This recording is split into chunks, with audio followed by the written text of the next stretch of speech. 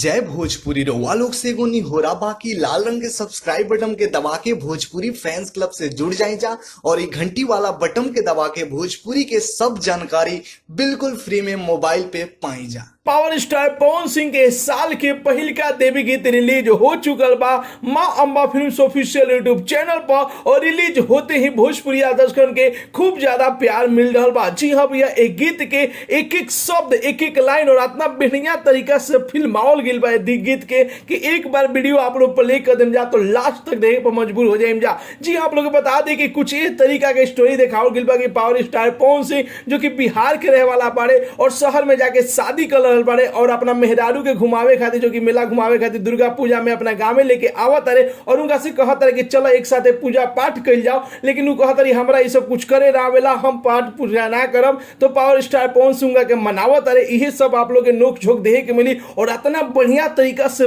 Direction के लिए वाले रवि पंडित इतना बढ़िया तरीका से सेट के बनावल गइल बा कि एकदम भक्तिमय रंग जो कि होया हो जाता और लागत है कि वाकई में दुर्गा पूजा आ गइल बा। बड़ा जबरदस्त वीडियो बनावल गइल बा।